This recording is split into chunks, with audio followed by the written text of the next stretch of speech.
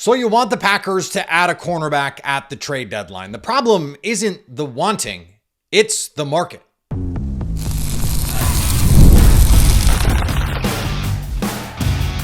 You are Locked On Packers, your daily Green Bay Packers podcast. Part of the Locked On Podcast Network, your team every day.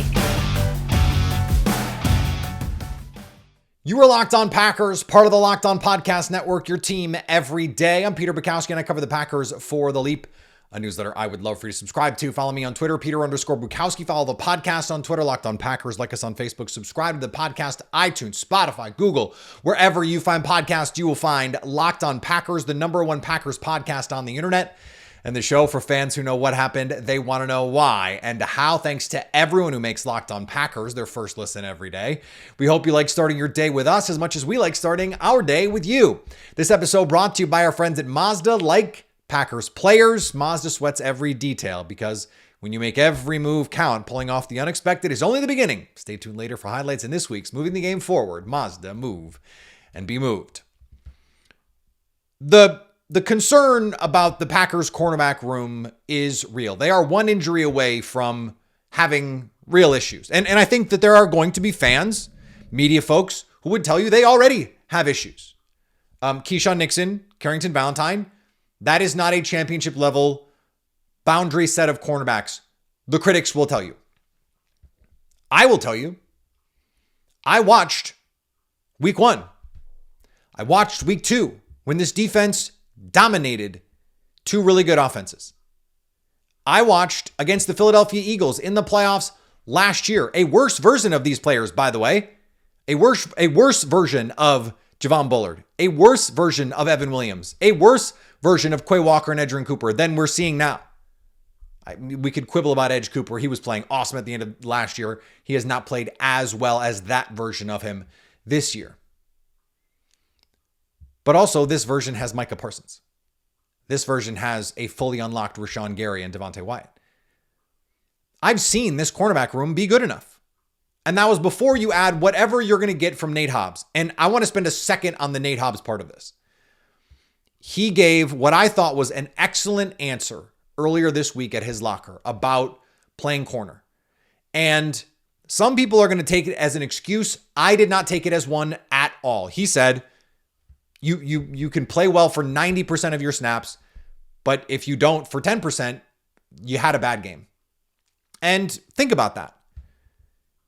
Let's say 35 pass attempts in a game, 30 pass attempts in a game. 10% is 3. Okay? If you give up 3 catches for 65 yards and a touchdown, you had a tough day. This is what David Bakhtiari once said about playing offensive tackle. Offensive tackles have to win 98% of their reps.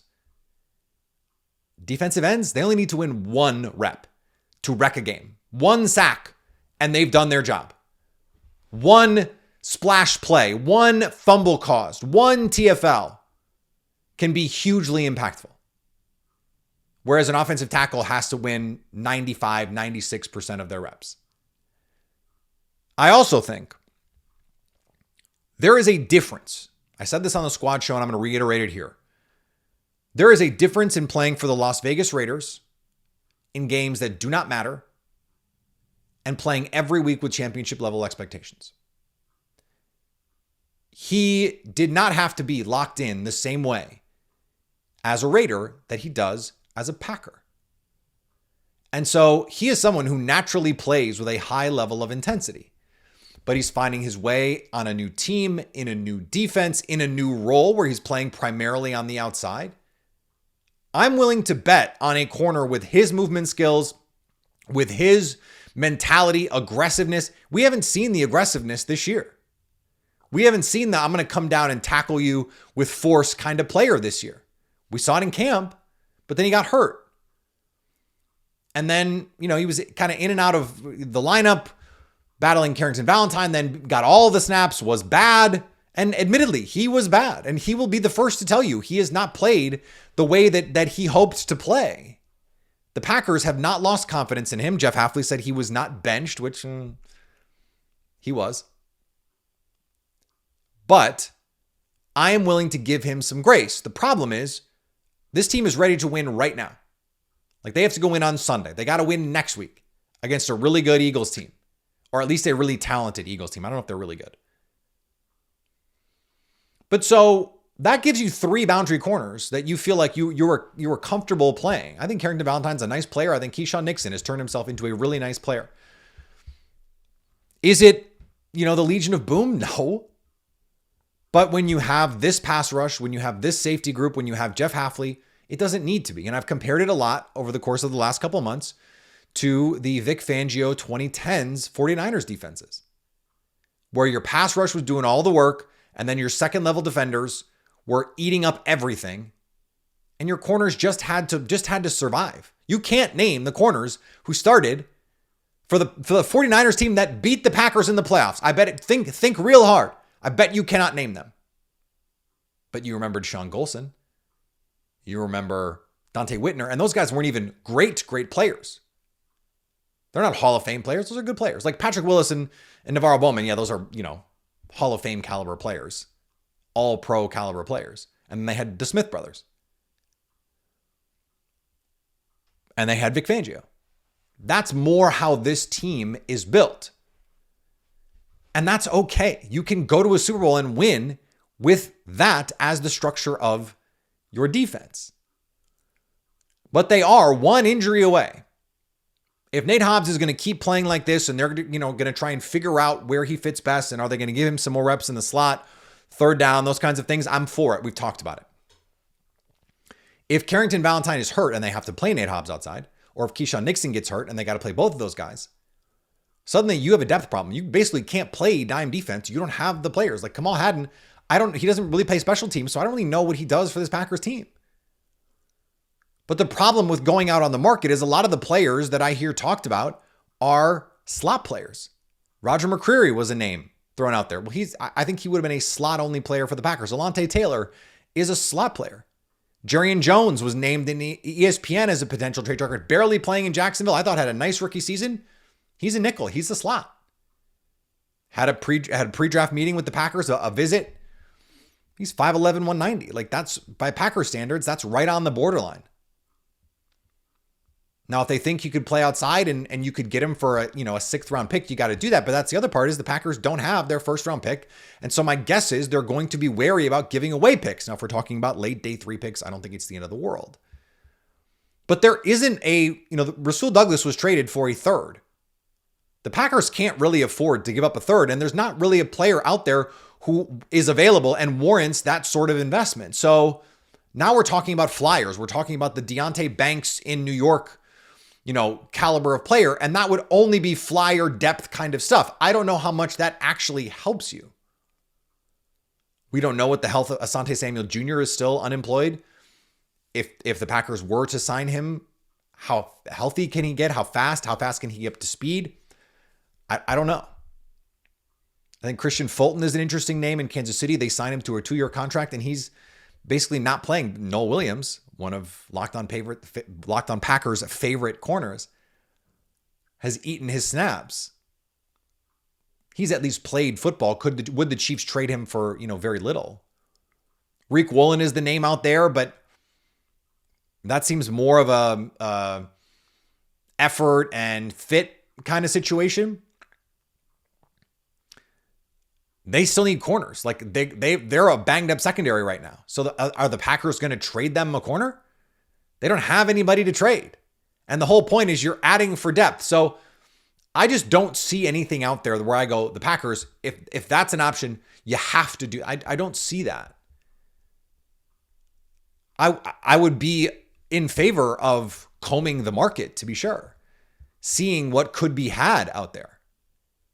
But like Cam Taylor-Britt is a name that I hear, and it's like, okay, he's not even really a full-time preferred starter for one of the worst defenses in the NFL. Is that really what you want? Is that really going to move the needle? Well, if it means starting someone that you don't really want to start, maybe. I'd kind of rather roll with Nate Hobbs and just let him work through whatever issues that he has. Look, I'm a Nate Hobbs guy. I liked the signing when they made it. I thought he could play the boundary better than he's played the boundary. I do think he'd be better as a cloud corner. I think he'd be better more in some press man situations. I think he needs some more reps with his defense. I think he needs some confidence. I'd like to see them get him out there just to get him some work, just to see if he can play his way back into some more confidence. Clearly a guy that's searching for it right now. But I don't know that there's really a robust market out there because corners are hard to find. And there's going to be other teams that fancy themselves contenders that are going to want to get into that market. Like the Eagles could use another corner. Even with Cooper DeJean and Quinyon Mitchell, their cornerback 2 situation is worse than the Packers. So there are going to be the Bills have a corner problem. There are going to be other contending teams that feel like, hey, we could really use another corner. I just don't see a move out there for the Packers. Doesn't mean they shouldn't try. I just don't know what they're going to find out in the market. Now, this team has some decided advantages against the Carolina Panthers. I want to go through some of them next on Locked On Packers. The NFL season is here and FanDuel has an offer you don't want to miss. Right now, new customers can bet just $5 and get $300 in bonus bets if you win. That's right. Pick a bet, put down $5, and if it hits, you'll unlock $300 in bonus bets to use across the app. It makes watching football even more exciting when you've got a little something riding on the action. Whether you're a casual fan or love diving into the stats, FanDuel makes the game day experience so much better. So what are you waiting for? Visit FanDuel.com to download the FanDuel app today. Packers, 13.5-point favorites against the Carolina Panthers. They are 11-1 favorites. But if you keep doing what I've been doing lately, pick the Packers on the money line and take the over. I think the Packers can score 40 by themselves. You're getting this at plus odds, plus 101 right now with the money line and the over. That is getting value out of the Packers winning, because if they win, this is going over. I'm telling you that right now. So what are you waiting for? Visit FanDuel.com to download the FanDuel app today and get started. Today's episode also brought to you by Rippling. If you're a business owner, here's the sad truth. SaaS promised to make work easier, but now the average company is buried by hundreds of apps that slow down your teams and simply don't work together. That's not SaaS. That's SAD, software as a disservice. That's why you need Rippling. Rippling is the unified platform for global HR, payroll, IT, and finance all in one place. They've helped millions of businesses replace a mess of disconnected tools with one system designed to give leaders clarity, speed, and control. Whether you want to run your entire HR, IT, and finance operations as one or just fill in the gaps with your software stack, Rippling can do it all. And right now you can get 6 months free when you go to rippling.com/lockedonnfl. Learn more at rippling.com/lockedonnfl. That's rippling.com/lockedonnfl for 6 months free. Terms and conditions apply. I was digging into the data this week. Sumer Sports puts out an excellent weekly newsletter digging into the matchups, and I always am using it for my own edification, for prep for the show, for prep at the Leap. And so a couple numbers stuck out to me that I think have a major bearing on this game. The Panthers have a couple issues defensively. And I don't think they have a snowball's chance in hell of stopping this Packers team if the Packers don't go full bozo mode. If the Packers don't turn the ball over, they are going to score 30 plus in this game. And that is a matchup issue. The Panthers are not good defending big personnel. The Packers, 5th in EPA per play when they have 2 tight ends on the field. Tucker Kraft has become one of the best weapons in the NFL right now.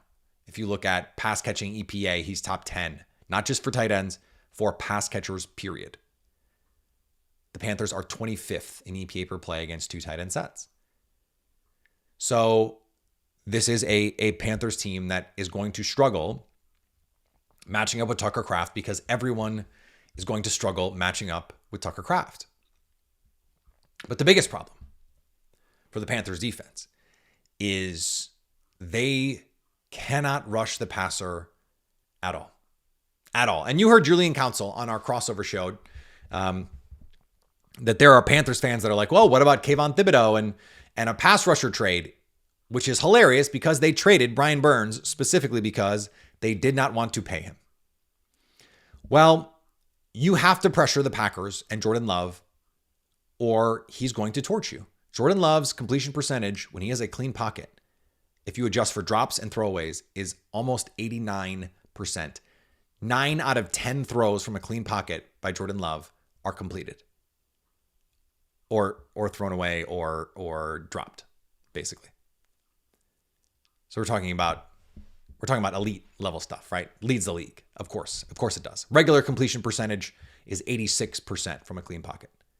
He is the best clean pocket QB in the NFL this season. The Panthers get pressure on 20% of snaps. It's the worst in the league. This is the worst pass rush in the NFL. Princely Umam-Yellen is probably not going to play. They just can't rush the passer. As Aaron Banks has gotten healthy, as Zach Tom has gotten healthier, you have seen their productivity steadily increase in terms of the quality of their play. Now we'll see with Sean Ryan and Jordan Morgan and the availability of those guys and what the rotation looks like and all that stuff. I really don't think it matters. They are not going to be able to pressure Jordan Love without blitzing, and they don't blitz very much. They're in that Vic Fangio tree where on third down they'll scheme it up, but otherwise not so much. And I just don't see how they can live that way against the Packers. And it's been a problem all year. It's not like they haven't played other good offenses. They played the Bills and had no answers. They played the Patriots with Drake May and had no answers. When they played good teams this year, they have had no answers. And I understand they beat the Cowboys. The Cowboys scored 27 points, and that was with a blech Dak performance. The Cowboys lost that game because they have one of the 3 worst defenses in the NFL. They got bulldozed by Rico Dowdle in a revenge game at almost 200 yards rushing, 200 total yards in that game.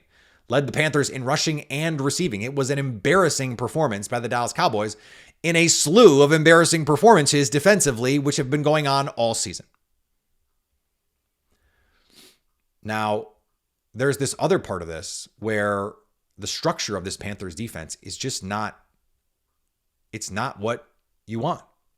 The Packers are the number 1 passing game against single high this season. You play single high defense, Jordan Love is going to get you. You play man coverage, he is the best quarterback in the NFL this season, the most productive quarterback in the NFL this season against man coverage. The Panthers are 25th in EPA per play against one high coverage. And that's their primary coverage. Like Ejiro Evero comes from that Vic Fangio world. They're going to show too high. They're going to spin someone down and end up in single high. And they're not very good doing it. So there's the problem. And the only thing that they can do offensively is run the ball. So what they're going to have to do is run the ball effectively, and limit possessions in this game. Because what you want to do if you're an underdog is you want this to be a 6, 7, 8 possession game and hope that you can score 20, 24, and that you can get a holding call that scuttles the drive, or a tipped ball, a blocked punt, a muffed punt, that you can just introduce a little bit of variance. The variance means more the fewer plays that are run, right? One bad play costs you more. And so when there's fewer plays, the likelihood of those plays mattering increases. If you've got 80 plays, over the course of 80 plays, the better team is going to win out. It's why, generally speaking, in the NBA, hockey not as much, but in the NBA, in baseball, the better team, or at least the better matchup in the series, is going to win. Because the more you play, the more the talent advantages win out. And so for the Packers, they would like this to be a 10, 12 possession sort of game, because that would mean that, you would hope that it's not 3 and outs, that they're scoring quickly, because the more plays that the Packers run, the more likely it is that their talent advantages, their coaching advantages, their schematic advantages will matter. The Packers, though, may have to change the way that they play in order to do that. I mentioned some of the too high stuff. I wrote about this today for The Leap, a newsletter I would love for you to subscribe to. The Panthers are seeing light boxes less than half the time because all they can do is run the ball. Well, the Packers play light boxes 85% of the time. That's the third most in the NFL this season. So can you live that way against the Panthers? I don't think you can. Then the question becomes, how do you want to play heavier personnel? Do you want to add a defensive tackle? Remember in training camp, we talked about them playing some more of these odd fronts. They were playing 3 true defensive linemen and 2 true edge players. So they were playing a true 5-man front. It looked like a 3-4 base defense. I would rather see the way Colby Wooden is playing, the way Devontae Wyatt is playing, and Carl Brooks are playing. I'd rather see those 3 guys on the field, even if none of them are traditional nose tackles. And then you have Quay Walker and Edgerrin Cooper behind. Then add Isaiah McDuffie. And the Packers, actually, if you look at the snap counts, Colby Wooden, Carl Brooks, and Devontae Wyatt all played over 50% of snaps, while McDuffie played 40% last week against the Steelers, who live in heavy personnel. So you have to match with heavy. And their tight ends are real tight ends. Like, Darnell Washington's like 285, 290. He might as well add 10 pounds and become a tackle because he would be a great tackle. So how do the Packers match? That's going to be a question that they're going to have to answer because this is a good run defense, 10th in success rate. And this team cannot throw the ball at all. So I expect the Packers to be in single high safety the whole game. And when you look at the linebackers, Edgerrin Cooper and Quay Walker, they each have 17 run stops. That's a Pro Football Focus measure. Only 5 linebackers who have played 7 games, because a bunch of people have played 8, have more stops than those guys. So this run defense has been more than good enough. If the goal of every defense is to make you play left-handed, the Panthers already play left-handed. If you can take that away, how can you fight with no hands? You can't. You really can't. And what this team can do is when they get a lead, they can close. We'll talk about that next on Locked On Packers. This episode is brought to you by Mazda, moving the game forward for those who believe it's not just about playing the game, it's about redefining it. There are moments that do more than put points on the board. They move crowds, move culture, and keep moving the game forward. The moment that moved the game forward this week is any play to Tucker Kraft. No, I like the first third down conversion of the game. 3rd and long, Tucker Kraft on a corner route that Jordan Love has a defender in his face, throws basically a back shoulder to Tucker Kraft, and it turns into a 50-plus yard play. It was incredible to watch, and it was a signal that Tucker Kraft is becoming a star in front of our eyes. When you follow what moves you, the unexpected is only the beginning, and that was pretty unexpected. And just like there's more to every highlight, there's more to a Mazda vehicle. Mazda, move and be moved. The Green Bay Packers are rushing 4 almost 80% of the time. And that's not just, the 4 true guys that are lined up, as front players. They're doing some simulateds, but they're having to do less of that this year. And that is a direct result of the arrival of Micah Parsons, of course. But what it allows you to do is you don't have to get cute on the back end out of necessity. Some teams have to blitz, they have to disguise out of necessity because they can't do what the Packers can do, and that is rush 4. The goal of every team is to rush 4. Every team would love to rush 4 and drop 7 and just play coverage that way and be able to get pressure like the Packers can get pressure. 5th in pressure rate this season are the Green Bay Packers. Top 10 in pass rush win. And that's without Lucas Van Ness now for a couple weeks. That's without Devontae Wyatt for a couple weeks.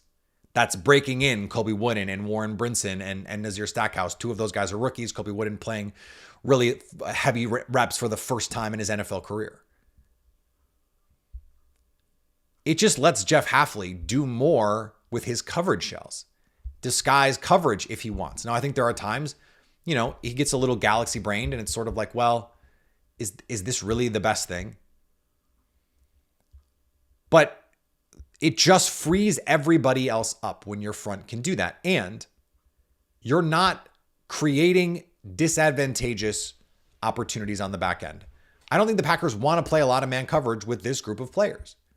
When you play and you bring pressure, usually that means you're going to play either two behind, so cover two, or two invert if you're Brian Flores and you're a maniac, where it's cover two, but you've got the safeties up and the corners back, or however you're going to invert it, but non-traditional Tampa in that way.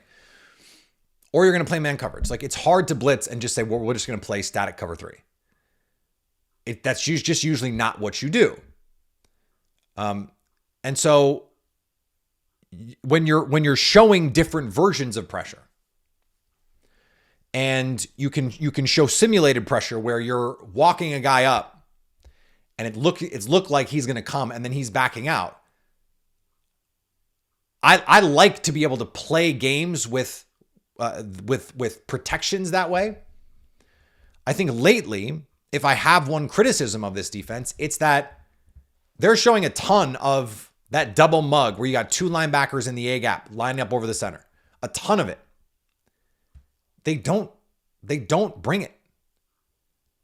They need to bring it like 2 or 3 more times a game for it to be more effective, because it doesn't seem, lately anyway, like it's affecting the way that teams are managing protections, because the Packers are doing, it's the boy who cried wolf. If every time you double mug the A gap and every time you drop out, or, it feels like 85-90% of the time you're dropping out, it's not going to be effective anymore. I thought early in the season they were getting more creative with some of that stuff where they're overloading sides and doing that stuff. So it is a boon for this team that they can only rush 4 and create pressure consistently, because Micah Parsons is just that good. Rashawn Gary is just that good. Devontae Wyatt is just that good. But if you're going to show some of that pressure, I would like to see it sent a little bit more often. Trust your coverage a little more often. As I mentioned earlier, it's the bad teams that want to get into games where it's, 7, 8 possessions per team. The Packers, I want to see them say, we're not scared of giving up big plays because A, we trust our offense, and B, we're going to create some negatives. I think one of the reasons why they're not creating turnovers at the same rate this year is last year they blitzed a lot more. And when you blitz, you create that quick pressure. You create that uncertainty. You have that unblocked. There is a difference between an unblocked pressure and a defensive tackle or a defensive end having to fight to win to create pressure. You got an unblocked guy screaming off the edge or screaming up the middle. That is a different kind of pressure. It's like not all contests in basketball are the same. So I would like to see the Packers get a little more aggressive at times with their blitz packages, just to create more doubt in quarterbacks, and be willing to say, we'll give up some big plays. That's okay. But we want to create some more negative plays, some more splash plays. Right now, they're 22nd in pressure to sack rate. Well, this is part of the problem. Yes, they're creating pressure, but they're not able to finish those plays because too often those pressures are not quick pressures. They're not unblocked pressures. They're not the no doubt we're going to create a negative on this play kind of pressure. And those are the ones that lead to turnovers, that lead to off-target throws, that lead to sack fumbles, that lead to, quick feet and a ball sailing right to a safety interception, those sorts of things. Now, that could happen this week because Bryce Young has a predilection for interceptions and turning the ball over. He's a little guy, so a powerful tackle can jar that ball loose.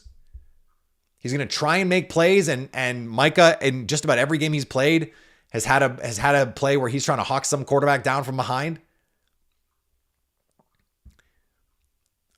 Maybe this is a game where you could, in the first half, kill this team's spirit, end their desire to keep fighting in this game by just saying we're going to attack. And maybe you don't do that against Jalen Hurts. Like, Jalen Hurts has been better against the blitz, and we don't have to look too far forward, but like, I would like to see that deployed a little more often. Doesn't have to be a lot. Again, one of the best weapons you have as a team is be able to rush 4. But Vic Fangio last year, he still dialed up some incredible blitzes. They still created pressure with blitz looks, despite the fact that their 4-man rush was formidable. I would like to see Jeff Hafley do that a little more because this team can handle it. All right, I like the Packers big in this one. Something like 31-13. That's been the number that I've thrown out there. I think that was the number I threw out on Crossover Thursday. This could easily be 40-13, something like that. I mean, the two teams that I think are in the same class or even close to the same class as the Packers that the Panthers have played this year, they got dog walked by. The Panthers gave up 40 to the Patriots and the Bills. And the Bills was just last week. So that's this version of the team. This game is, it's not going to be close. I really don't think so. Decided advantages all around for the Packers. Go take care of business. Go take care of business. All right, we'll be back on Sunday after the game, a Locked On Packers live on YouTube, and then a Locked On Packers squad show live for another 60 minutes, so 90 minutes of post-game coverage here on the Locked On Packers YouTube page. Then podcasts in your feed later, so you can listen if you don't watch live, but come watch. Some people do both. They watch, and then the next day they listen back just because it's fun to relive a win.